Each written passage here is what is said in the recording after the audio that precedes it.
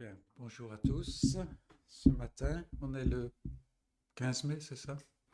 15 mai 2022, on se réjouit. Bonjour à ceux qui nous suivent en étant plus loin par ces moyens modernes.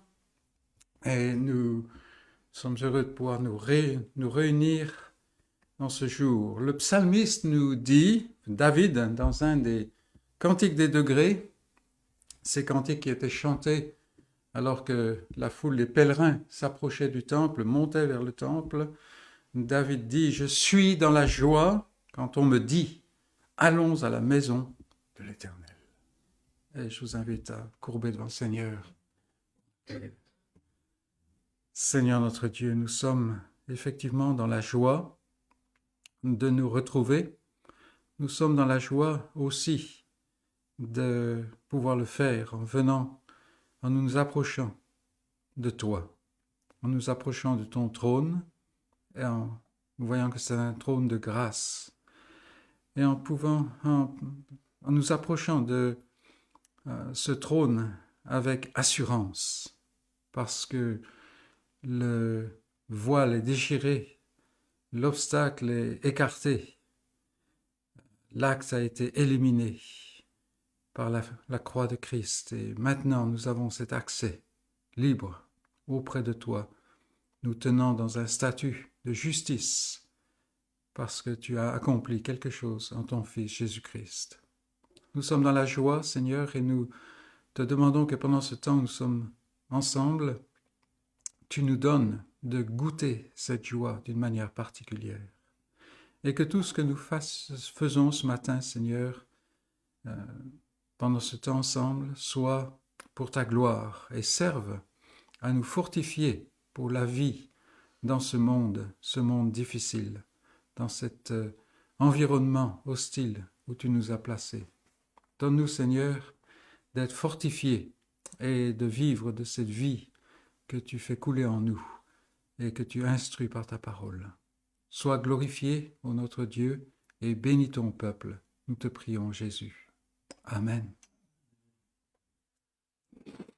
Nous allons prendre nos recueils de cantiques au numéro 88, une doxologie, un chant de louange.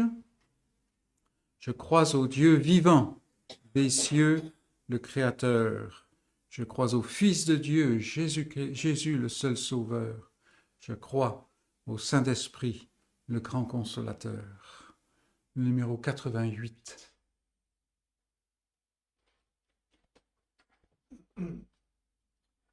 Je crois au Dieu vivant, des cieux le Créateur. Je crois qu'il est le Tout-Puissant, le seul Seigneur. Je sais qu'il est amour, il m'aime et me conduit. Il est ma force et mon secours, mon ferme appui. Je crois au Fils de Dieu, Jésus le seul Sauveur. Je crois qu'il est venu des cieux pour nous pécheurs. Il est mort sur la croix, il sort du froid tombeau.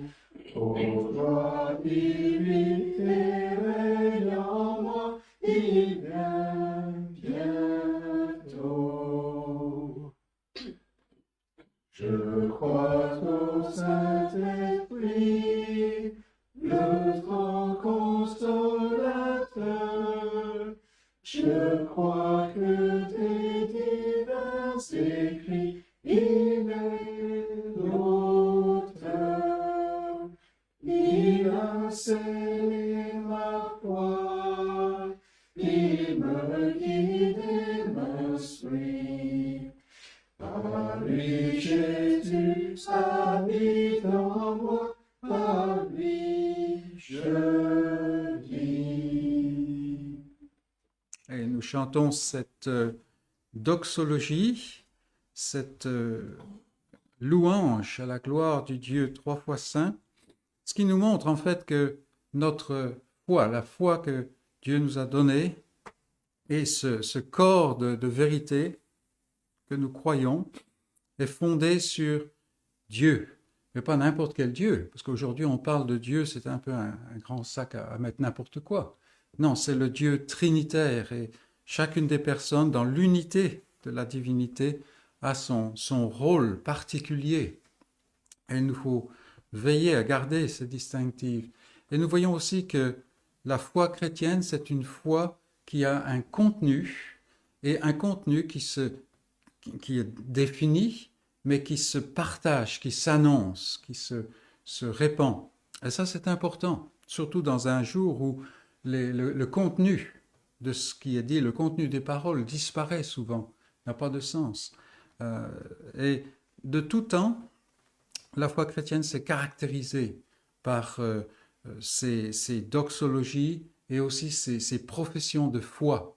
On regarde souvent, on va voir dans le texte, surtout du Nouveau Testament, c'est plus évident, ces petits passages, on a l'impression que Paul, par exemple, reprend une poésie. En fait, c'est plutôt quelque chose qui est chanté par l'Église en général, que la plupart des croyants connaissent, et qui déclare ce qui fait le rocher sur lequel l'Église se tient.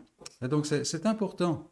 Et on voit ici une doxologie qui a été écrite dans nos jours. Je me rappelle être à une réunion et Claire-Lise de Benoît était assise derrière, une vieille dame, mais quand même.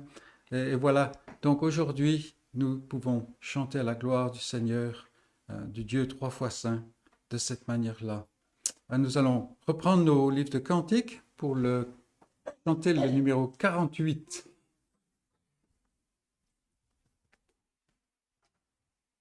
Et là encore, c'est la célébration du croyant. Les cieux et la terre célèbrent en chœur. Alors, nous ne sommes pas ici en présence de la mère nature, de cette nature si merveilleuse par elle-même. Non, c'est la gloire du Père, du Dieu créateur. Chantons le 48.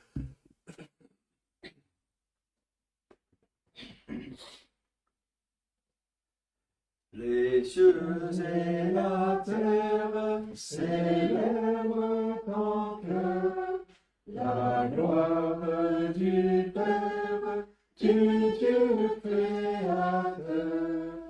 Il est redoutable dans sa majesté, qu'il est admirable dans sa charité. C'est lui qui nous donne le printemps joyeux, les fruits de l'automne, l'été radieux, largesse infinie que rien ne tarit, sa main rassasie tout être qui vit. La vive lumière des dieux enflammés, l'ombre et le mystère des bois embaumés, le flot qui murmure, la fleur et le fruit, tout dans la nature nous parle de lui. Et ô Dieu suprême, plus que tous tes dons, c'est ton amour même que nous adorons. Ô source éternelle de grâce et de paix, ton peuple fidèle te loue à jamais.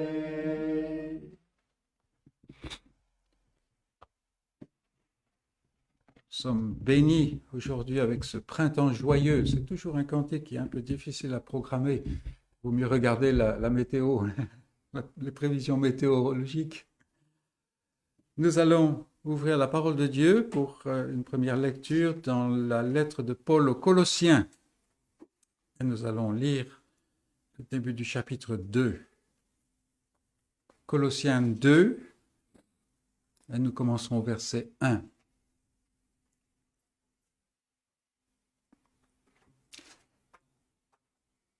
Paul écrit donc à cette jeune église de Colosse, parce que le responsable, ou un des responsables de l'église, lui a rendu visite, lui qui est en prison à Rome, et il lui a partagé un peu des nouvelles par rapport à la situation de l'église. Il y avait aussi une église, deux autres villes proches, et ces deux autres villes avaient aussi des églises, mais celle-ci est envoyée à Colosse et ensuite distribuée. Chapitre 2, Colossiens 2, verset 1. « Je veux en effet que vous sachiez combien est grand le combat que je soutiens pour vous et pour ceux qui sont à Laodicée et pour tous ceux qui n'ont pas vu mon visage, afin qu'ils aient le cœur rempli de consolation, qu'ils soient unis dans l'amour et enrichis d'une pleine intelligence pour connaître le mystère de Dieu, savoir Christ, mystère dans lequel sont cachés tous les trésors de la sagesse et de la connaissance. Je dis cela afin que personne ne vous trompe par des discours séduisants, car si je suis absent de corps, je suis avec vous en esprit, voyant avec joie le bon ordre qui règne parmi vous et la fermeté de votre foi en Christ. Ainsi donc, comme vous avez reçu le Seigneur Jésus-Christ, marchez en lui, étant enracinés et fondés en lui et affermis par la foi, d'après les instructions qui vous ont été données, et abondez en actions de grâce. Prenez garde que personne ne fasse de vous sa proie par la philosophie et par une vaine tromperie, s'appuyant sur la tradition des hommes, sur les principes élémentaires du monde, et non sur Christ. Car en lui habite corporellement toute la plénitude de la divinité. Vous avez tout pleinement en lui, qui est le chef de toute domination et de toute autorité. Et c'est en lui que vous avez été circoncis d'une circoncision que la main n'a pas faite, mais de la circoncision de Christ, qui consiste dans le dépouillement du corps de la chair. Ayant été ensevelis avec lui par le baptême, vous êtes aussi ressuscités en lui et avec lui, par la foi en la puissance de Dieu qui l'a ressuscité des morts. Vous qui étiez morts par vos offenses et par l'incirconcision de votre chair, il vous a rendus à la vie avec lui, en nous faisant grâce pour toutes nos offenses. Il a effacé l'acte dont les ordonnances nous condamnaient et qui subsistait contre nous, et il l'a éliminé en le clouant à la croix. Il a dépouillé les dominations et les autorités et les a livrées publiquement en spectacle, en triomphant d'elles par la croix. Et c'est la parole de Dieu. Une présentation de l'Évangile succincte et puissante. Et quand on étudie la lettre aux Colossiens, on s'aperçoit que c'est une défense de l'Évangile aussi. Nous allons reprendre nos livres de cantiques et chanter le numéro 76. Seigneur, que n'ai-je mille voix pour chanter tes louanges, et faire monter jusqu'aux anges les gloires de ta croix. La croix est toujours là, au centre, n'est-ce pas? Le numéro 76.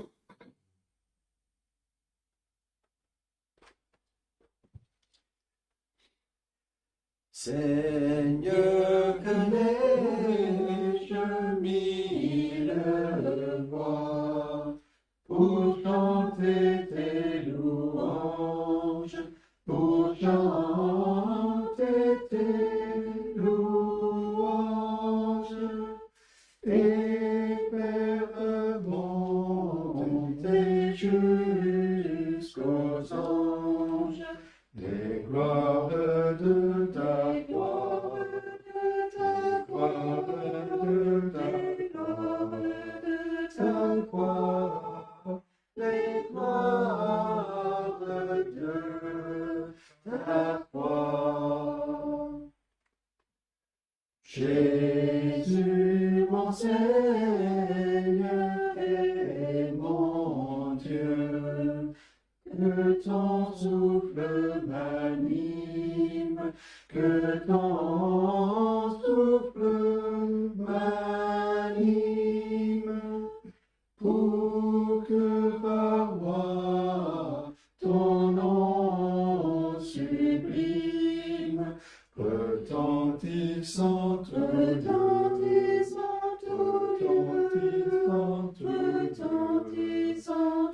lieu, retentissant tout lieu. D'où l'eau qui fait tarir nos pleurs, il n'est pas d'harmonie, il n'est pas d'harmonie. Tu répands la joie et la vie, et la paix dans nos cœurs, et la paix dans nos cœurs, et la paix dans nos cœurs. Désormais je n'ai plus d'effroi, aucun mal ne m'accable, aucun mal ne m'accable. Ton sang rend pur, le plus coupable. Ton sang coule, ton sang coule, ton sang coule, ton sang coule pour moi. Ton sang coule pour moi.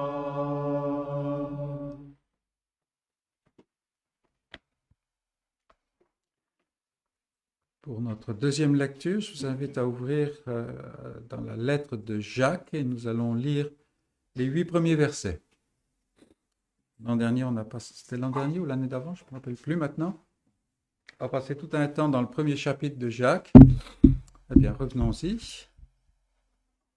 Jacques, chapitre 1, on commencera la lecture au verset 1. Jacques, serviteur de Dieu et du Seigneur Jésus-Christ, aux 12 tribus qui sont dans la dispersion, salut. Mes frères, regardez comme un sujet de joie complète les diverses épreuves auxquelles vous pouvez être exposés, sachant que l'épreuve de votre foi produit la patience. Mais il faut que la patience accomplisse parfaitement son œuvre, afin que vous soyez parfaits et accomplis, sans faillir en rien. Si quelqu'un d'entre vous manque de sagesse, qu'il la demande à Dieu, qui donne à tous simplement et sans reproche, et elle lui sera donnée. Mais qu'il la demande avec foi, sans douter, car celui qui doute est semblable au flot de la mer, agité par le vent et poussé de côté et d'autre. Qu'un tel homme ne s'imagine pas qu'il recevra quelque chose du Seigneur. C'est un homme irrésolu, inconstant dans toutes ses voies. Et ici, Jacques montre comme quoi la vie du croyant est une vie qui est jonchée d'épreuves. Et normalement, l'esprit du monde, ça serait de grommeler contre ces épreuves. Et souvent, le croyant est pris par cet esprit, n'est-ce pas? C'est un peu le problème. Mais là, Jacques montre en fait que les épreuves servent au croyant parce qu'il est croyant, parce qu'il est enfant de Dieu. Et vous aurez remarqué, au verset 3, il dit « Sachant que l'épreuve de votre foi produit la patience ». Alors, est-ce que là, il fait une distinction entre des épreuves qui touchent notre vie normale et puis les épreuves qui touchent notre foi? Et je ne crois pas. Je pense qu'il est en train de dire que toute épreuve qui vient dans notre vie touche notre foi. Parce que la foi fait partie, c'est pas un petit compartiment dans la vie, comme on semble parfois le croire, mais en fait toute la vie est imprégnée, c'est une vie de foi. Et l'épreuve touche la foi, touche, oui, a un impact sur la foi. Et par cet impact, pour celui qui est exercé, elle produit la patience. Qu'est-ce qu'on a besoin de patience? Nous vivons dans une génération d'impatience. Il faut tout plus vite que... Enfin, c'est la blague, n'est-ce pas? Il fallait, pas hier, mais avant-hier, envoyer les choses. Ici, nous avons la possibilité d'acquérir ou de recevoir, de développer la patience à travers l'épreuve. Alors cela, on comprend pourquoi Jacques finit sa salutation comme il l'a fini. On se rappelle de nos études là-dessus. Ce n'est pas salut, mais c'est réjouissez-vous. Réjouissez-vous. Parce que même ce qui est négatif, comme on pourrait dire, en fait, sert aux croyants. Nous sommes bénis au-delà de toute imagination, n'est-ce pas, en Jésus-Christ. Je vous invite à courber devant le Seigneur pour nous approcher du trône de grâce. Prions. Seigneur notre Dieu, quand nous plongeons les regards dans cette loi parfaite qui est ta parole qui est l'évangile, la bonne nouvelle du salut qui est en Jésus-Christ seul, pour des pécheurs qui ne méritent rien, sinon l'enfer et la colère éternelle. Seigneur, quand nous plongeons nos regards dans cette loi parfaite, nous sommes émerveillés parce qu'à chaque instant, de nouvelles facettes de la richesse de ta parole, la richesse de ton être et la beauté de ton dessein de rédemption nous frappent. Et nous continuons sans cesse à découvrir de nouvelles richesses en toi. Ô notre Dieu, nous te louons que par le ministère de ton Saint-Esprit, tu nous ouvres les yeux et tu nous aides à contempler ta face toujours davantage sur la face de Jésus-Christ. Cette gloire qui nous dépasse et qu'il nous faudra toute l'éternité pour commencer à même saisir. Seigneur, nous nous réjouissons parce que ton salut n'est pas un salut à l'aveuglette et à l'aventure, mais c'est un salut qui est centré sur la croix de Jésus-Christ, où là tu as ôté le péché, tu as traité le problème du péché, tu ne l'as pas esquivé, comme nous faisons souvent. Et Seigneur, ainsi nous pouvons avoir cette liberté remplie d'assurance pour nous approcher de toi. Et nous le faisons, Seigneur, avec un cœur bien disposé, parce que tu as œuvré en nous. Et nous avons cette puissance de vie que tu as placée dans nos cœurs, qui nous amène à nous réjouir, de venir dans la présence de ce qui dégoûte et fatigue le monde autour de nous. Mais Seigneur, nous avons un cœur pour ce monde autour de nous, qui est dans les ténèbres, et nous étions dans les ténèbres. Et Seigneur, tu nous as fait grâce. Et nous t'implorons que tu fasses grâce à beaucoup d'âmes enténébrées ce matin, dans notre génération, que nous puissions le voir pour nous réjouir, Seigneur, Nous pensons tout particulièrement à nos familles, et nous avons déjà beaucoup d'âmes qui sont réunies ainsi dans cette requête. Seigneur, touche ceux que nous aimons le plus cher, qui qu'ils soient, que ce soit les parents, les proches, les enfants, les conjoints. Ô Seigneur, nous te prions de faire grâce.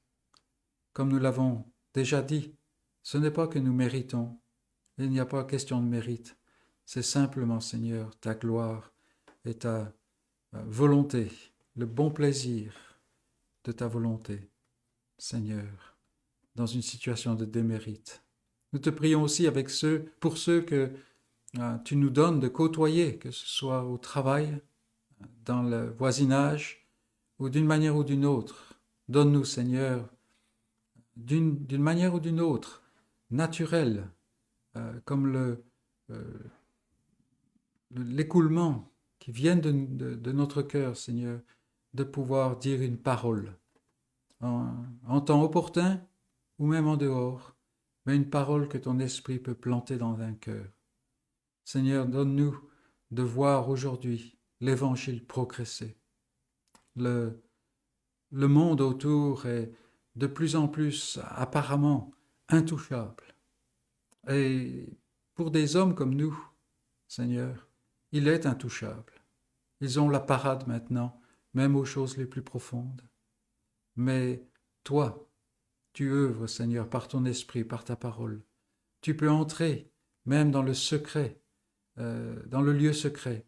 Tu peux entrer là où personne d'autre ne va. Et ta parole peut percer au plus profond, comme elle l'a fait pour nous, comme elle l'a fait pour des millions d'autres. Seigneur, nous te prions que cette parole puisse être active aujourd'hui.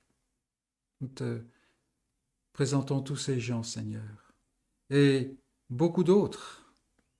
Donne ce jour que ce soit un jour de joie, un jour où on se réjouisse de la naissance, la venue d'âmes passant de la mort à la vie, cette vie éternelle, cette vie de Christ, cette vie qui continue par elle-même, qui est fixée sur toi.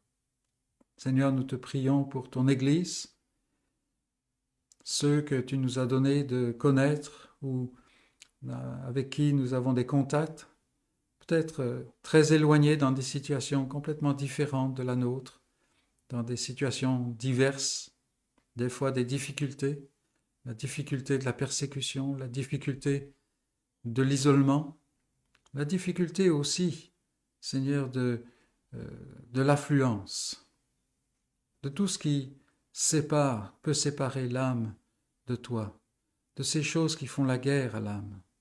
Seigneur, nous te prions pour ton Église, que tu la réveilles, que tu la fortifies par ta parole et par ton esprit, et que tu lui donnes d'être comme une armée qui sort avec ses bannières déployées au vent, prête à conquérir. Et Seigneur, nos armes ne sont pas les armes du monde.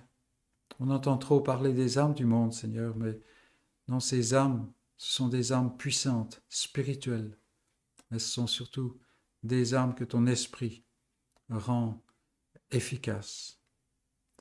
Travaille, Seigneur, un peu partout dans ce monde.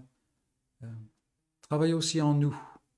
Et donne-nous, Seigneur, d'être enrichis, d'être fortifiés par ta parole. Nous allons ouvrir cette parole dans un moment. Nous allons pouvoir plonger nos regards une fois encore. Seigneur, parle par ta parole. Nous te prions, Seigneur, pour l'action de ta parole sur nos cœurs. Nous te remercions les uns pour les autres et tous ceux que tu nous as donné de connaître. Donne-nous, Seigneur, de voir dans cette fraternité la vie de Jésus-Christ. Car, Seigneur, nous ne pouvons pas voir cela dans le monde. Ô notre Dieu, nous courbons devant toi dans l'adoration, dans la louange, simplement pour te dire que tu es un Dieu merveilleux, un Dieu sauveur, rédempteur, un Dieu proche et un Dieu qui n'abandonne pas le pécheur. Sans cesse, Seigneur, ta grâce coule et nous avons besoin exactement de cela. Aie pitié de nous et continue avec nous. Nous te prions en Jésus-Christ. Amen. Et nous allons chanter maintenant au numéro 294.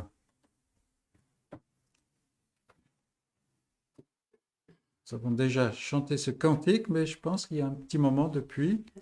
La croix que Dieu me donne, la croix que Dieu me donne à porter ici-bas est jointe à la couronne qui ne se flétrit pas. 294.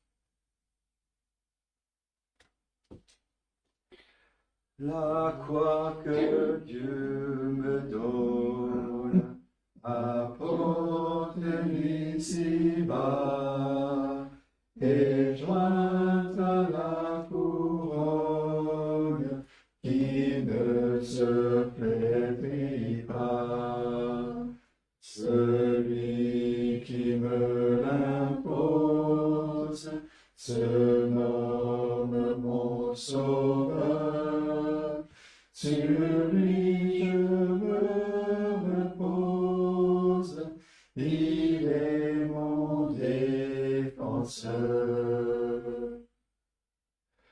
Le premier sur lui-même, il a chargé la croix. Après lui, Christ même, dois-je craindre le poids. Jésus en qui j'espère et qui l'a pris sur lui, me la rend légère, il est mon Dieu appui. C'est mis dans la sagesse, me trace mon chemin, lui qui dans ma faiblesse me tend toujours la main.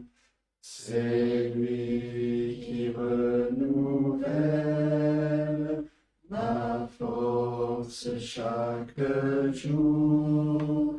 Jamais Dieu fidèle n'a trompé mon amour.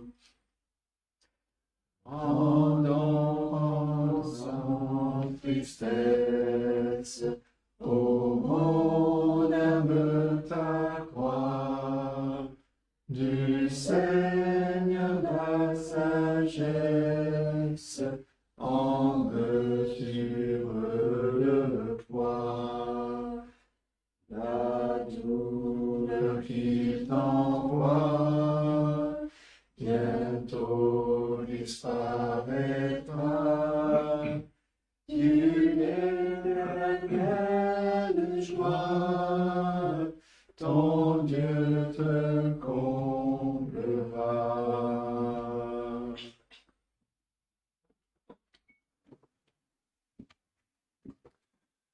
Bien, je vous invite à ouvrir la parole de Dieu dans la lettre de Jude. Vous avez maintenant l'habitude, à la fin de la Bible, juste avant l'Apocalypse. Mais juste une précision concernant le passage qu'on avait vu la semaine dernière qui a soulevé quelques questions. Quand Jude parle des anges au verset 6, qu'il fait référence à Genèse 6, il s'appuie en fait sur l'interprétation de son époque, à la fois dans les synagogues et dans l'Église primitive, composée essentiellement de chrétiens d'origine juive, qui affirmaient que Genèse 6 fait référence à des anges. Et cette interprétation a été abandonnée au IIe siècle dans les synagogues et à partir du IIIe siècle dans l'Église pour affirmer finalement que les fils de Dieu fait référence à des hommes. Mais Jude s'appuie sur ce que ses lecteurs savaient, comme il le dit au verset 5. Donc l'interprétation que Genèse 6 faisait référence à des anges. Et donc le scénario, comme John Benton le rappelle dans son livre « Comment garder la foi », publié chez Europresse, il dit « Mécontents du rang que Dieu leur avait assigné, les anges se sont révoltés contre lui et lui ont désobéi. Ils s'attirèrent ainsi son jugement. » Et Jude s'appuie là-dessus pour exhorter ses lecteurs à ne pas suivre ni l'exemple des anges, bien entendu, mais ni l'exemple de ces intrus qui font de la même manière, qui se sont infiltrés dans l'Église et qui, par leur vie, par leur enseignement, rejettent l'autorité de Dieu, comme les anges l'ont fait, rejettent la parole de Dieu, se révoltent contre Dieu, ne se soumettent pas à lui. Et c'était dans la partie que j'avais appelée l'autonomie rebelle. Et ces hommes vivaient cela, ils enseignaient cela. Mais comme la condamnation des anges est certaine, la condamnation de ces hommes aussi est certaine. J'espère que ça va clarifier certaines choses et peut-être que ce que nous allons voir ce matin va permettre aussi de clarifier certaines choses. On va continuer donc dans Jude et on va lire les versets 8 à 10. Jude, versets 8 à 10, et voilà, voici la parole de Dieu. Malgré cela, ces hommes aussi, entraînés par leur rêverie, souillent pareillement leur chair, méprisent l'autorité et injurient les gloires. Or, l'archange Michel, lorsqu'il contestait avec le diable et lui disputait le corps de Moïse, n'osa pas porter contre lui un jugement injurieux. Mais il dit que le Seigneur te réprime. Eux, au contraire, ils parlent d'une manière injurieuse de ce qu'ils ignorent, et ils se corrompent dans ce qu'ils savent naturellement, comme les brutes. Et c'est la parole de Dieu. Je ne sais pas si vous connaissez le titre Invictus. C'est par exemple le nom qui a été donné au jeu handisport que le prince Harry a monté pour aider les blessés à se reconstruire, et en particulier les blessés de guerre.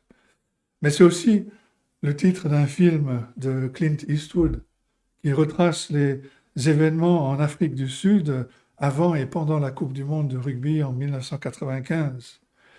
Et dans ce film, il y a la référence d'un poème, la citation d'un poème même, qui a donné le nom au titre, à ce film. Un poème du milieu du 19e siècle qui a inspiré Nelson Mandela pendant sa captivité. Et dans ce poème, l'auteur, William Henley, tente de glorifier la bravoure, la persévérance de l'homme au milieu des défis et des difficultés insurmontables de la vie. Mais dans ce poème, il va aussi se tourner vers les questions spirituelles et en particulier vers la question de la vie après la mort. Et quand le poème arrive à cette question, ce courage et cette audace vont se transformer en une assurance sans fondement, qui affirme qu'il n'a pas besoin de craindre le jugement après la mort, qu'il n'y a pas d'autorité dans la vie autre que l'auteur du poème lui-même. La dernière strophe proclame de manière effrontée que, quelles que soient les contraintes morales auxquelles quelqu'un serait tenté de nous tenir responsables, quel que soit le jugement ou la condamnation après la mort, nous sommes, dit le poète, la seule autorité de nous-mêmes. La traduction va ainsi: aussi étroit soit le chemin, bien qu'on m'accuse et qu'on me blâme, je suis le maître de mon destin, le capitaine de mon âme. Voilà l'homme qui met son espérance dans la puissance de l'esprit humain. Mais en réalité, ce n'est l'homme qui lève son poing contre le ciel et qui se révolte contre Dieu. Il y a quelque chose de cette nature chez ces hommes qui se sont infiltrés dans l'Église, contre lesquels Jude écrit dans sa lettre, quand il avertit ses lecteurs de ne pas se laisser influencer par ces intrus. Ces hommes enseignent un christianisme libéré de toute morale. Ce que Paul pourra dire, par exemple, en Romains 6, verset 1, ceux qui disent ceux qui veulent demeurer dans le péché afin que la grâce abonde. Et Jude, dans ces versets, va dénoncer cet antinomisme, le fait d'être contre la loi. Il y a comme une accélération dans ces versets de cette dénonciation de ces intrus. Et le but de Jude, bien entendu, c'est la sécurité spirituelle de ses lecteurs à qui il s'adresse. Ce que Jude avait déclaré au verset 4 au sujet de ces hommes, il va maintenant le développer. Ces hommes ont perverti la grâce de Dieu. Ils l'ont changé en dérèglement et ils renient notre seul Maître et Seigneur, Jésus-Christ.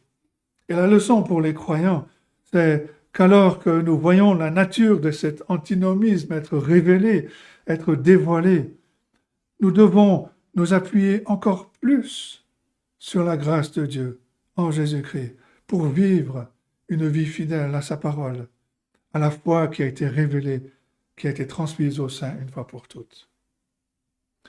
Dans ces versets 8 à 10, Jude dénonce cet antinomisme et il nous montre 3 éléments.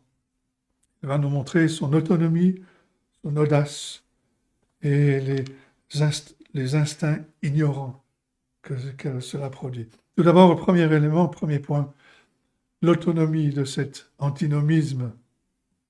Et au verset 8, on a les accusations de Jude qui nous dévoilent 5 caractéristiques de cette nature autonome, de ce mode de vie antinomien.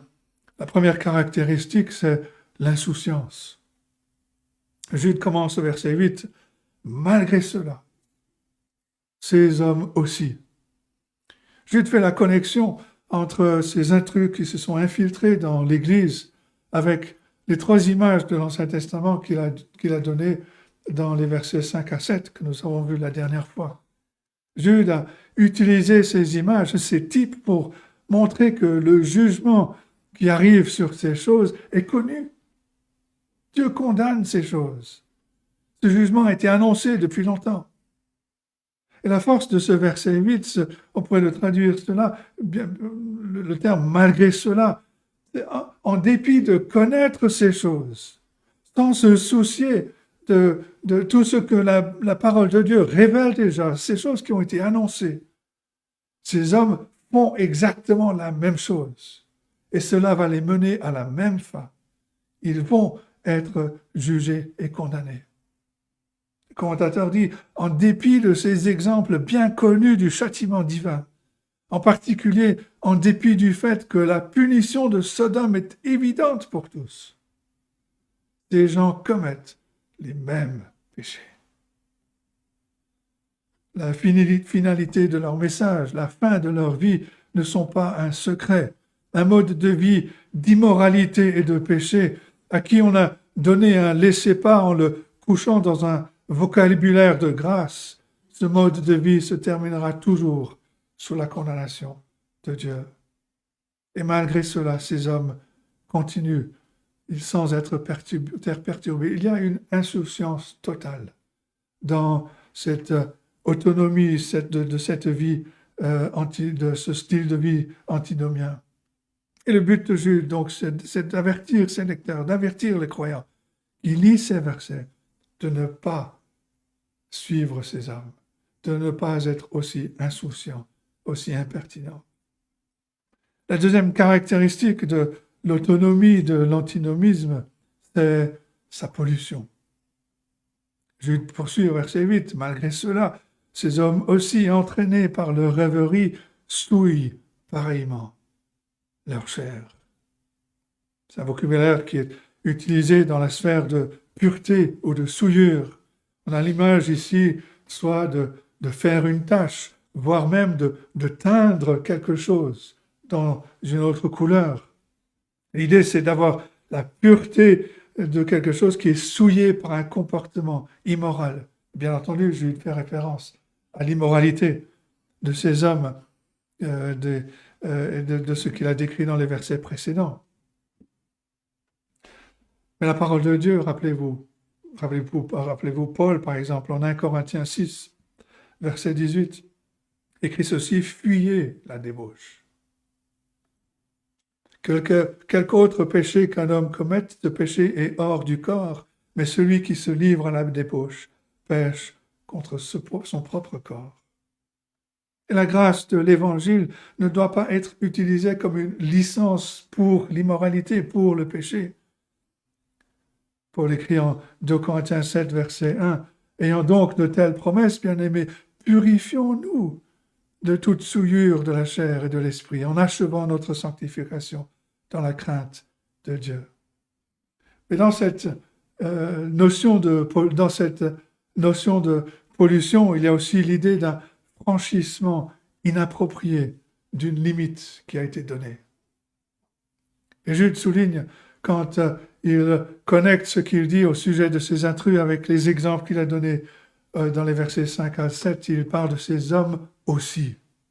Ils souillent pareillement leur chair.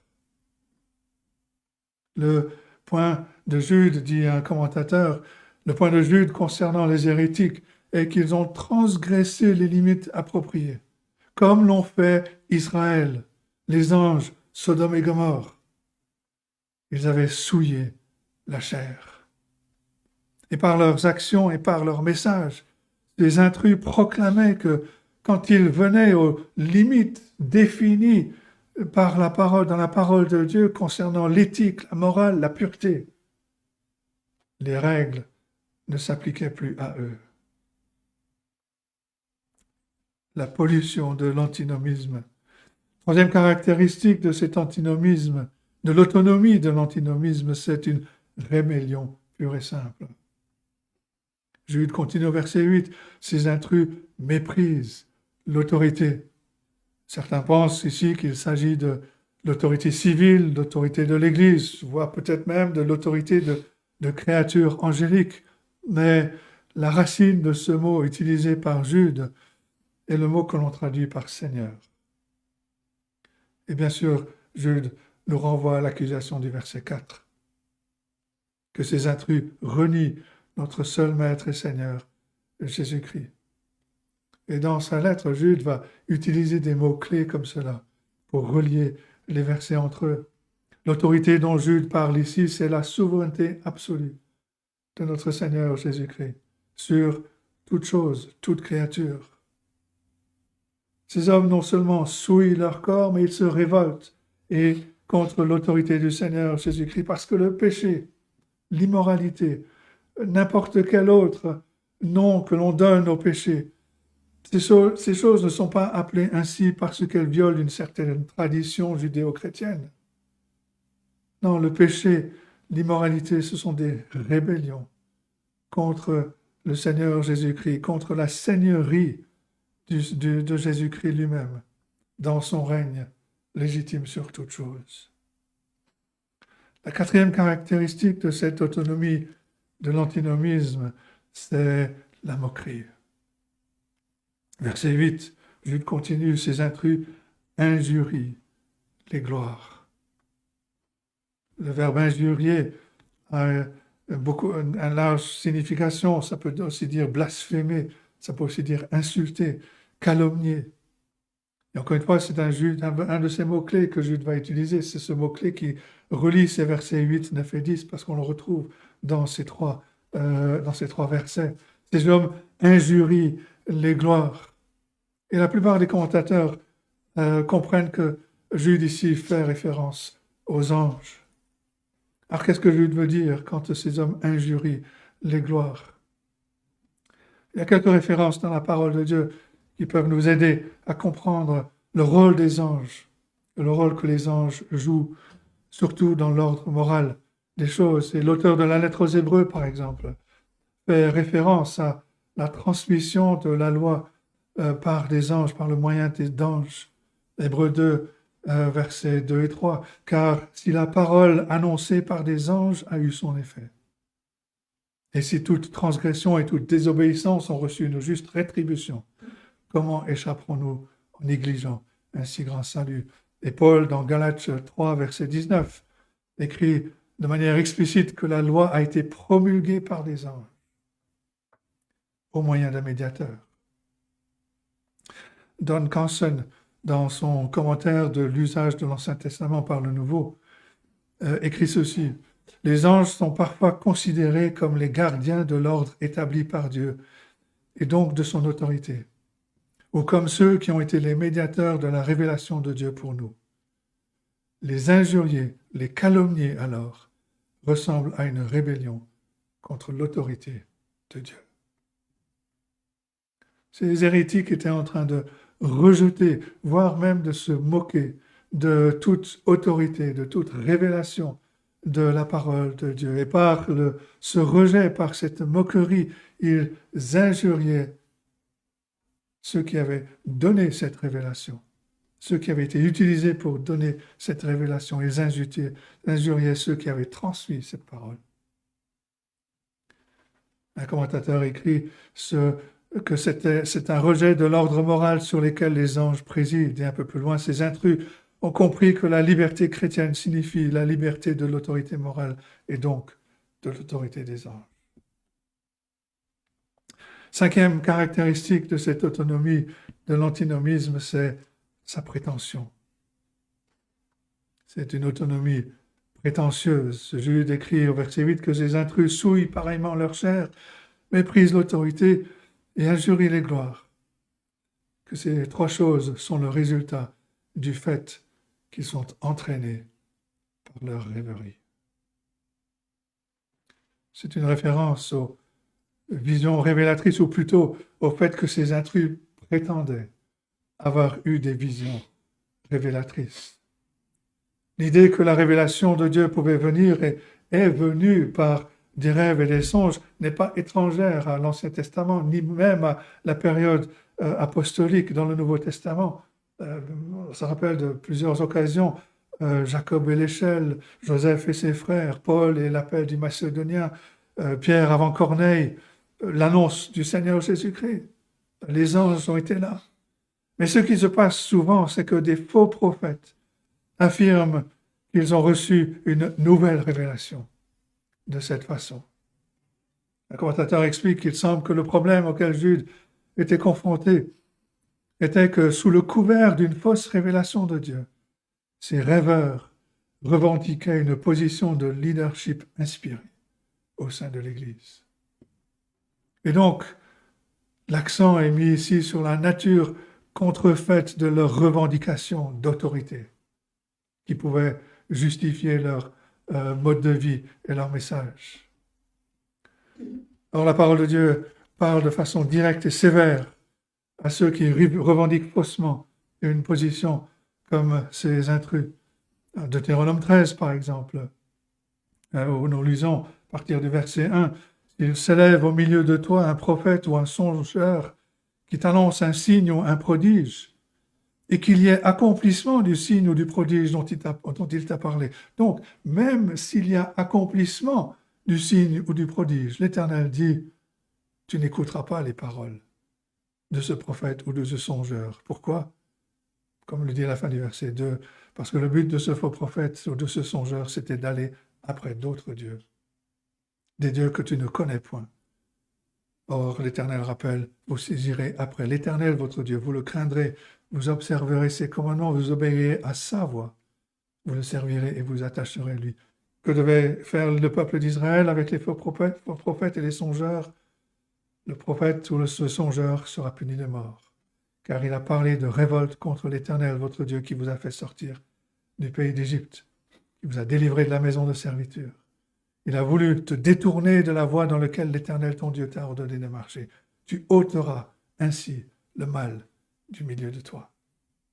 L'apôtre Paul va faire référence à ce dernier verset quand il écrit en 1 Corinthiens 5, versets 9 à 13, où il dit « Je vous ai écrit dans ma lettre de ne pas avoir de relation avec les débauchés, non pas d'une manière absolue avec les débauchés de ce monde, ou les cupides, ou les ravisseurs, ou avec les idolâtres. Autrement, il vous faudrait sortir du monde. Maintenant, ce que je vous écris, c'est de ne pas avoir des relations avec quelqu'un qui, se nommant frère, et débauché, ou cupide, ou idolâtre, ou outrageux, ou ivrogne, ou ravisseur, de ne même pas manger avec un tel homme. Qu'ai-je en effet à juger ceux du dehors? N'est-ce pas ceux du dedans que vous avez à juger? Pour ceux du dehors, Dieu les juge. Ôtez le méchant du milieu de vous. Paul écrit en Galates chapitre 1, je m'étonne que vous vous détourniez si promptement de celui qui vous a appelé par la grâce de Christ pour passer à un autre évangile. Un peu plus loin, même si un ange vous annonçait un évangile s'écartant de celui que nous avons prêché ou de celui que vous avez reçu, qu'il soit anathème, c'est-à-dire rejetez-le, séparez-vous de lui. Le même avertissement en Colossiens, chapitre qu'on a lu, le passage qu'on a lu tout à l'heure. Le prophète Jérémie donne le point de vue de Dieu concernant ceux qui font de telles revendications. Jérémie 23, verset 32. Voici, dit l'Éternel, j'en veux à ceux qui prophétisent des songes faux, qui les racontent et qui égarent mon peuple par leurs mensonges et par leur témérité. Je ne les ai point envoyés, je ne leur ai point donné d'ordre, et ils ne sont d'aucune utilité à ce peuple, dit l'Éternel. Ce genre de message antinomien de la part de ceux qui ont des positions d'influence et d'autorité dans l'Église, on peut l'entendre de manière très ouverte dans beaucoup d'églises encore aujourd'hui. Mais rappelons-nous que cela peut arriver de manière très subtile. C'était le cas de l'Église, de la situation à laquelle Jude s'adresse au 1er siècle. Ces hommes se sont infiltrés dans l'Église. Ils utilisaient le vocabulaire de la grâce. Il y avait donc un réel danger pour ces croyants à qui Jude s'adresse d'être influencés par ces hommes. Leur mode de vie, leur enseignement repose entièrement sur de fausses prétentions et non sur la parole de Dieu. Ça, c'est le premier point. Deuxième élément, l'audace de l'antinomisme. Jude utilise au verset 9 une analogie pour condamner l'audace de l'antinomisme. Et encore une fois, Jude va utiliser un exemple historique pour appuyer son argumentation. Le problème avec l'exemple qu'il utilise, ou la difficulté, c'est qu'elle ne se trouve nulle part dans la Bible. Deutéronome 34 nous décrit la mort et l'inhumation de Moïse. Deutéronome 34, verset 5, Moïse, serviteur de l'Éternel, mourut là dans le pays de Moab, selon l'ordre de l'Éternel, et l'Éternel l'enterra dans la vallée, au pays de Moab, vis-à-vis de Bath-Péor. Personne n'a connu son sépulcre jusqu'à ce jour. C'est ce que Deutéronome nous dit. Mais ce passage de Jude, ce passage de Deutéronome ne contient pas les détails que Jude nous donne ici au verset 9. Et Jude fait référence à une tradition qui se trouve en dehors de la Bible. Les experts pensent avoir trouvé la source de cette tradition, mais ne sont pas 100% sûrs. Mais il est clair que Jude fait référence à une tradition écrite. Et c'est quelque chose que les lecteurs auxquels Jude s'adresse connaissaient. Rappelez-vous, c'est ce qu'il dit au verset 5. Vous qui savez fort bien toutes ces choses. Donc il ne leur raconte pas de nouvelles choses. Ces lecteurs connaissaient ces choses. Ils pouvaient comprendre pourquoi Jude utilise cette tradition pour appuyer son argumentation, comme ils ont pu comprendre pourquoi Jude a fait référence à Genèse chapitre 6 en parlant des anges. Parce qu'il y a beaucoup de choses, on en a parlé un petit peu hier soir quand on s'est retrouvés, beaucoup de choses au roi d'Israël, aux chroniques du roi David, au livre des rois de Juda et d'Israël, au livre des rois. Ces livres ne font pas partie du canon de la Bible, de l'ensemble des livres de la Bible. Et ces livres et ces traditions qui concernent l'histoire d'Israël contiennent un mélange de vérité et de folklore, de certitude et d'incertitude. Et la source à laquelle Jude fait référence n'est pas différente de ces livres, mais l'usage que Jude fait de cette source extra-biblique ne nous oblige pas à croire que Jude pensait que cette source était inspirée, que tout ce que contenait cette source était vrai à 100%. Par contre, ce que nous pouvons croire, c'est que par l'inspiration de l'Esprit de Dieu, Jude confirme que cette histoire en particulier, qui se trouve dans une source extra-biblique de l'histoire d'Israël, que cette histoire est vraie. Un commentateur écrit « Nous devons nous en remettre à notre foi dans l'inspiration de la Bible. » Jude a écrit sous l'inspiration du Saint-Esprit qui l'a conduit à ce passage en particulier et l'a empêché de citer d'autres textes qui ne contiennent pas d'histoire vraie. Mais ce qui est important pour nous, c'est de comprendre ce que Jude veut dire. Et l'essentiel de la tradition à laquelle Jude fait référence se résume ainsi. Satan demande que Moïse n'ait pas un enterrement honorable parce que Moïse était coupable selon la loi. Et selon la tradition, l'accusateur, autre nom donné à Satan, vient porter des accusations contre Moïse, en particulier parce que Moïse a tué un Égyptien, alors qu'il était en Égypte, avant l'Exode. L'accusation est que Moïse, selon l'accusateur, selon Satan, s'est lui-même disqualifié d'un enterrement convenable en tant que membre du peuple de Dieu à cause de sa culpabilité, à cause du meurtre qu'il a commis. Et l'ange Michel a répondu à Satan que le Seigneur te réprime. Et donc, Jude écrit au verset 9, « Or, l'archange Michel, lorsqu'il contestait avec le diable et lui disputait le corps de Moïse, n'osa pas porter contre lui un jugement injurieux, mais il dit que le Seigneur te réprime. » Notez le mot « injurieux » qu'on a vu au verset 9, au 8, qu'on retrouve ici, qu'on retrouvera au verset 10, un de ces mots-clés. Ce n'est pas utilisé dans le sens de blasphème ici contre une divinité, mais de calomnie pour dénigrer, pour insulter, pour rabaisser. Beaucoup de commentateurs pensent que Jude dit que l'archange Michel refusait de s'insurger contre le diable, de le rabaisser, de le dénigrer. Dan Carson dit simplement « Il est difficile de comprendre comment il est possible de calomnier le diable. » La meilleure façon de comprendre ce que Jude dit ici, c'est de réaliser que tout cela se passe dans le contexte d'un litige juridique. Que le vocabulaire utilisé est le vocabulaire juridique. C'est le vocabulaire de la cour de justice. L'archange Michel conteste un terme juridique. L'idée ici, c'est que l'archange Michel n'a pas eu la prétention d'émettre la condamnation légale à l'encontre du diable qui accusait Moïse. Cette expression qui est traduite ici, n'osa pas porter contre lui, c'est une expression, encore une fois, qui est utilisée dans le contexte juridique, qui est une expression qui comprend l'idée de châtiment, de prononcer un jugement. Et on a donc ici l'archange Michel, le défenseur, qui n'est pas le juge. Il n'a pas la prétention de prononcer le verdict de culpabilité contre Satan, alors que Satan est bien entendu coupable de calomnie envers Moïse. Mais l'archange Michel ne prend pas sur lui de porter ce jugement. Il n'a pas la prétention de le faire.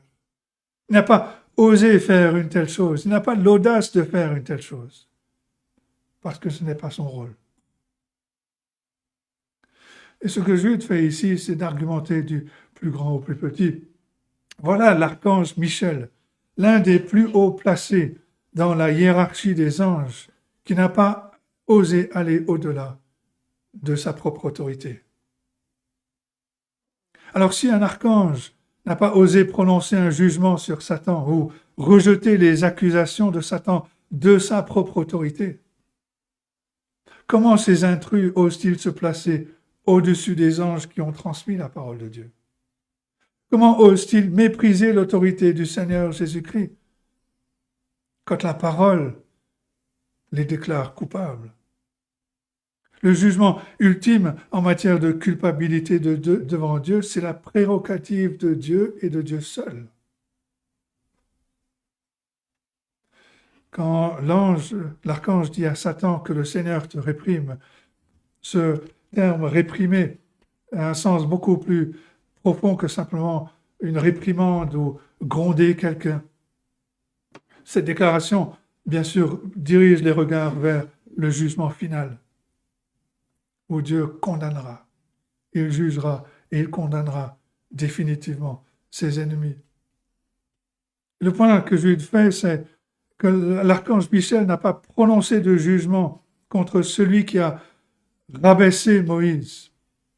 Parce que l'archange ne pouvait pas le faire de sa propre autorité, même si c'est très clair que l'accusateur est coupable. Le cas que Satan faisait contre Moïse dans ses accusations ne pouvait être réglé que dans la salle d'audience ultime, par Dieu lui-même. Un commentateur compare ces intrus et il dit, même si ces intrus étaient aussi justes que Moïse et avaient l'autorité d'un archange, ils ne seraient pas au-dessus des accusations de péché venant de la parole de Dieu.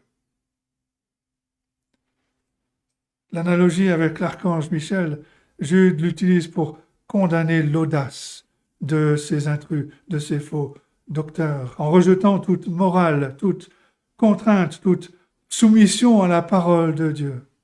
Ces intrus prennent la place de Dieu, ou ils veulent prendre la place de Dieu, le juge. Et c'est l'essence de l'antinomisme, c'est de se placer au-dessus de toute accusation, de ne se soumettre à aucune autorité. Et Jude dit, mais même le plus élevé des archanges n'oserait faire une chose pareille.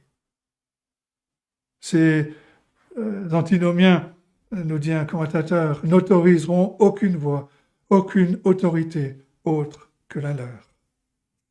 Leur insolence est hors de mesure.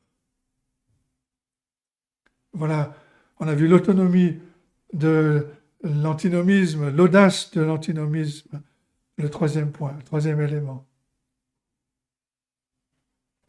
Ce sont les instincts et l'ignorance que produit l'antinomisme. Jude revient au verset 10 à parler de ces intrus. Il retourne à ce qu'il disait au verset 8. Et contrairement à l'archange Michel qui n'osait pas prononcer un jugement contre quelque chose qui pourtant était vrai, ces gens, au contraire, ils parlent d'une manière injurieuse de ce qu'ils ignorent.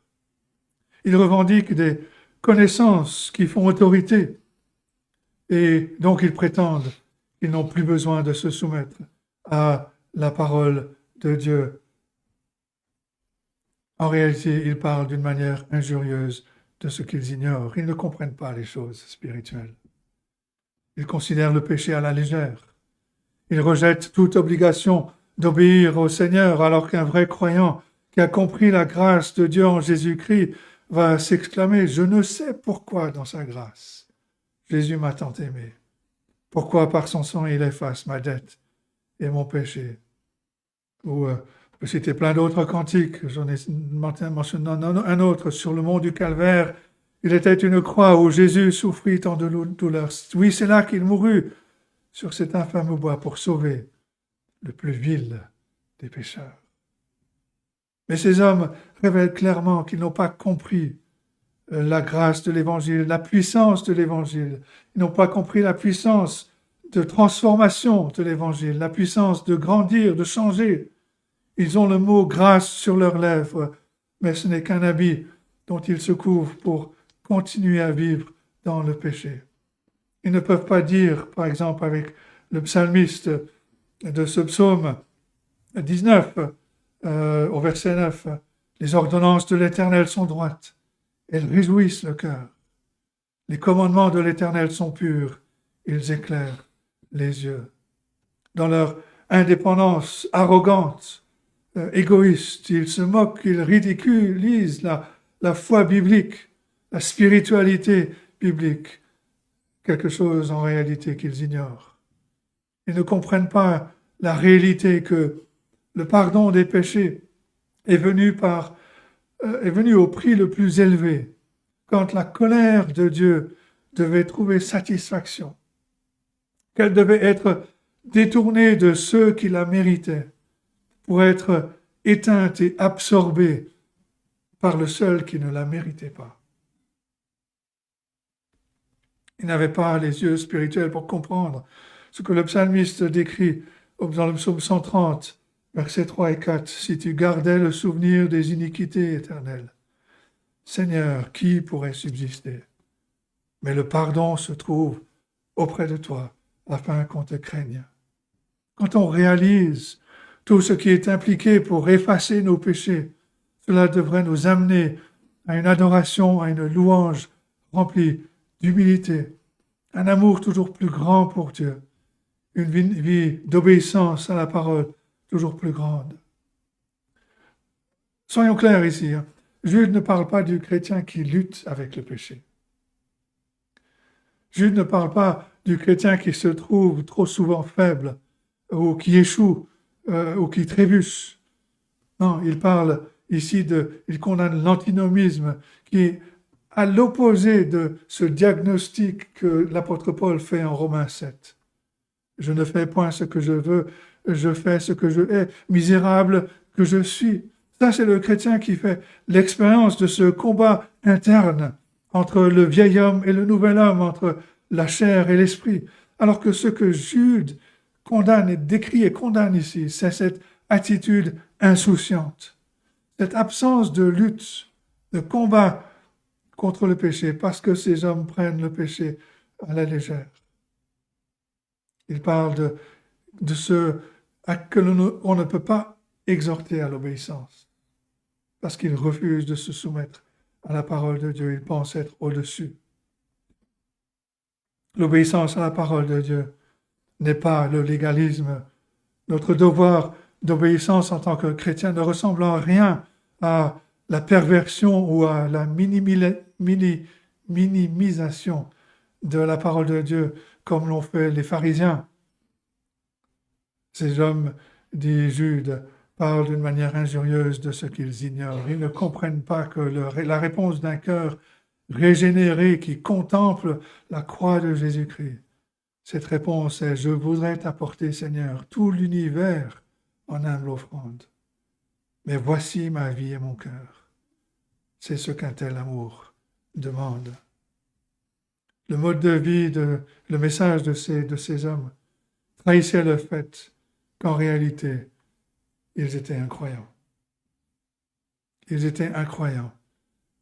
L'apôtre Paul décrit en 1 Corinthiens 2,14 « L'homme naturel n'accepte pas les choses de l'Esprit de Dieu, car elles sont une folie pour lui, et il ne peut les connaître parce que c'est spirituellement qu'on en juge. »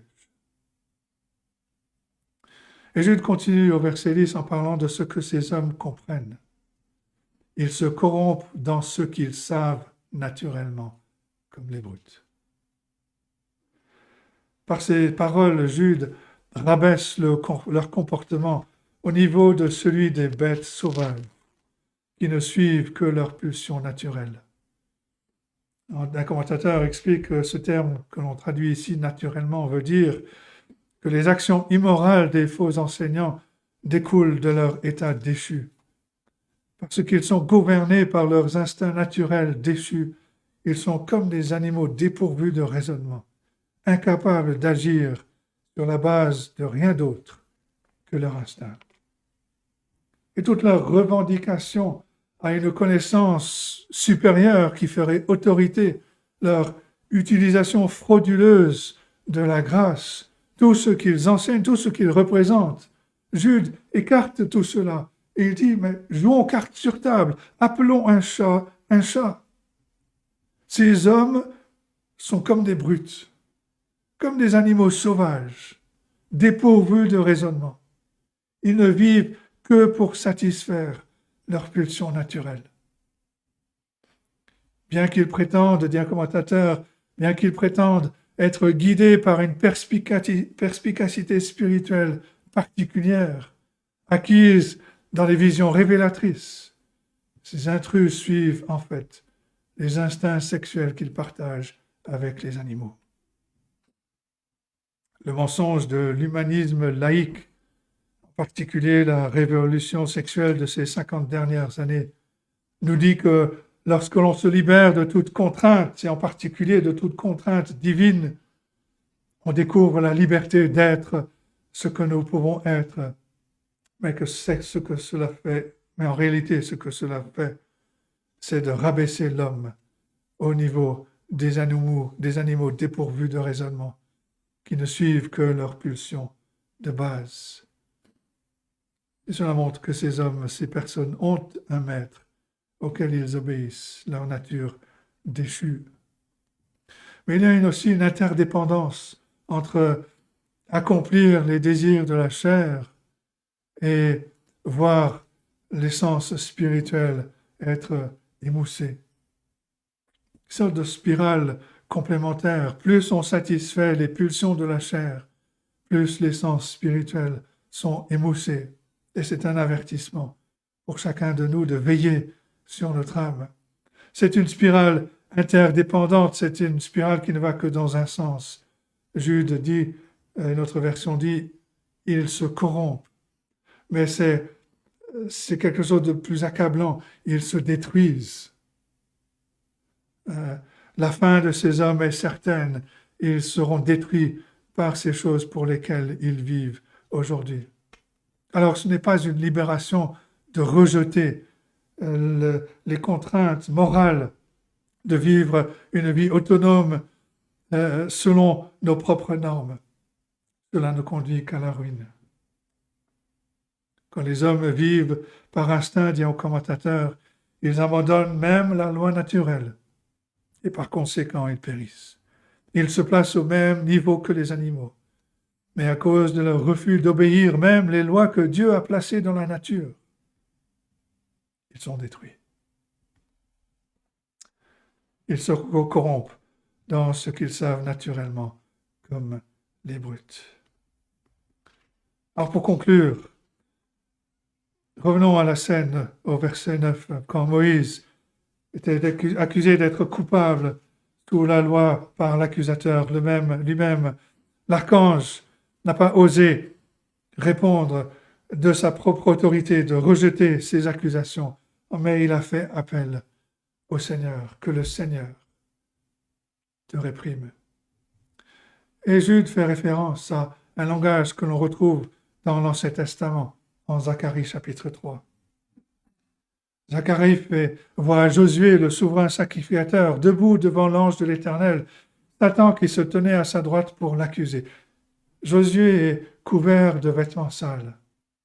Mais là, ce n'est plus l'archange qui s'adresse à Satan, c'est l'Éternel lui-même. Et en Zacharie 3, verset 2, l'Éternel dit à Satan que l'Éternel te réprime, Satan. Que l'Éternel te réprime. Parce que c'est l'Éternel seul qui est le vrai juge, mais aussi parce que c'est l'Éternel seul qui est le vrai sauveur. Et c'est lui, Dieu seul, qui, en Jésus-Christ, écarte les accusations de Satan, enlève la culpabilité. Le texte de Zacharie 3 continue en disant que l'on a enlevé les habits sales de Josué pour le revêtir d'habits de fête. Il y a une autre référence à l'accusateur, on la trouve en Apocalypse 12, versets 10 et 11. J'entendis dans le ciel une voix forte qui disait « Maintenant le salut est arrivé, ainsi que la puissance, le règne de notre Dieu, l'autorité de son Christ, car il a été précipité, l'accusateur de nos frères, celui qui les accusait devant Dieu jour et nuit. Ils l'ont vaincu à cause du sang de l'agneau et à cause de la parole de leur témoignage. » Le problème pour chaque être humain, c'est que les accusations de l'accusateur sont vraies.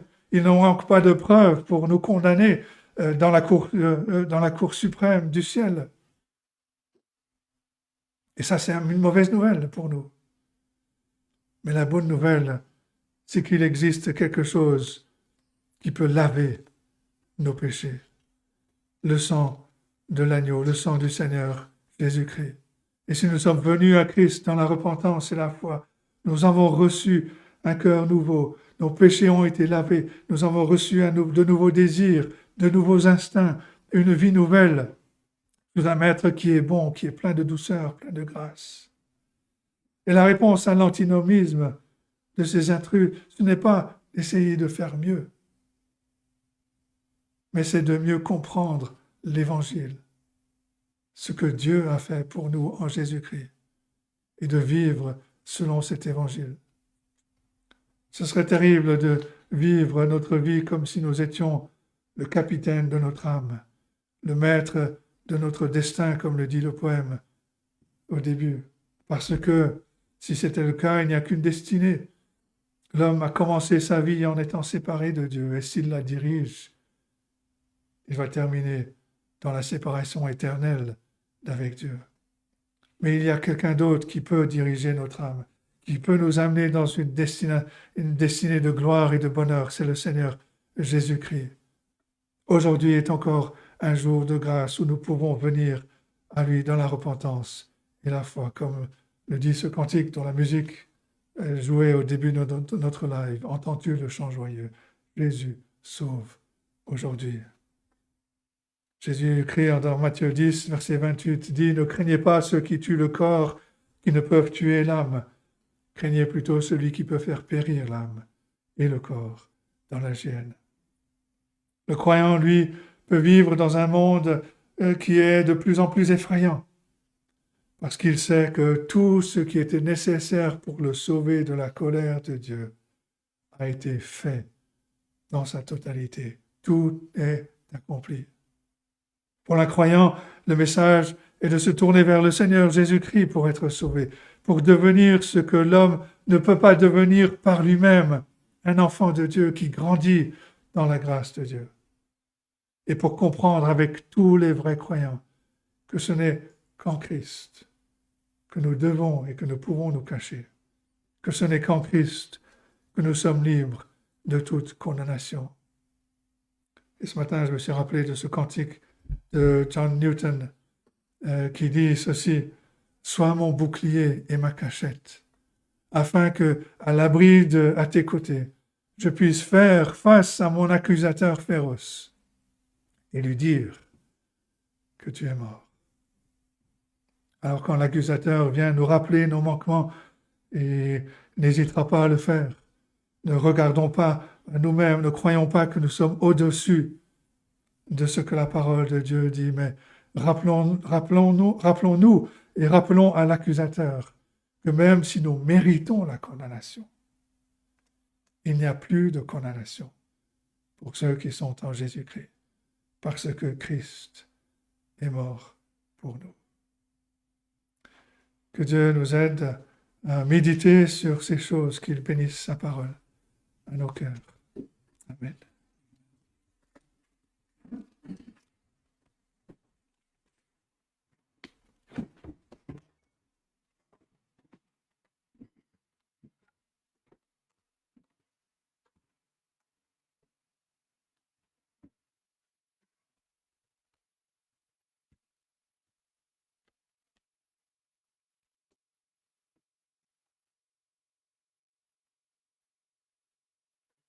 Nous avons cette merveilleuse vérité que Christ par la croix a éliminé l'acte d'accusation. Nous réjouissons de cela. Nous allons terminer par le chant du cantique 181. Ô Seigneur, bénis la parole que nous venons d'ouïr. Ne permets pas qu'elle s'envole de notre souvenir. Rappelons-nous que la parole est répandue sur toutes sortes de terrains. Et de toutes les sortes de terrains, il y a seulement une sorte sur 4 qui produit du fruit. Donc que ce soit une prière aussi, le 181.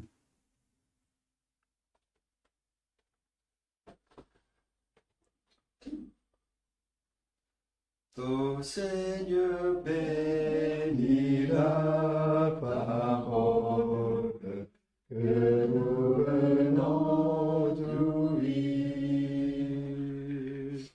Ne permets pas qu'elle s'envole de notre souvenir. Jaloux de ta sainte présence, ô souvent le câlin, accours et ravis la semence que répandit ta main. Trop souvent elle est sans racine en un terrain pierreux. Le soleil vient, elle décline sous l'ardeur de ses feux. Trop souvent les soucis du monde où ses biens sans valeur, détruisant sa vertu féconde, l'étouffe dans le cœur. Ah, plutôt que ton évangile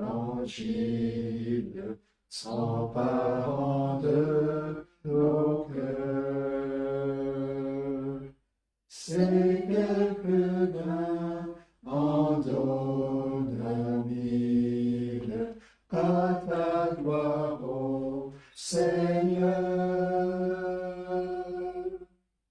Prions. Seigneur, nous te demandons, après l'écoute de ta parole, que tu nous protèges de cet esprit de se laisser aller par rapport à ta vérité. Donne-nous, Seigneur, au contraire, cette soif de ta parole, de l'entendre, de la comprendre, de la digérer et surtout de la vivre. Et Seigneur, par ton Saint-Esprit, fortifie-nous, car en nous-mêmes, nous n'avons pas ni la force, ni le désir, ni quoi que ce soit qui nous porte vers toi par nature. Nous sommes, Seigneur, des pécheurs, mais par ta grâce, tu as dressé cette croix, et sur cette croix est mort celui qui ouvre la porte. Nous voyons ce voile qui est déchiré de haut en bas, et nous avons coutume, Seigneur, de penser que maintenant nous pouvons entrer librement, et c'est une vérité. Mais la vérité aussi, Seigneur, que toi, tu peux sortir de la présence cachée et tu peux faire grâce, parce que maintenant, tu peux être juste tout en justifiant celui qui a la foi en Jésus-Christ. Oh, assiste-nous, assiste ton peuple et touche les cœurs, nous te prions, en Jésus-Christ.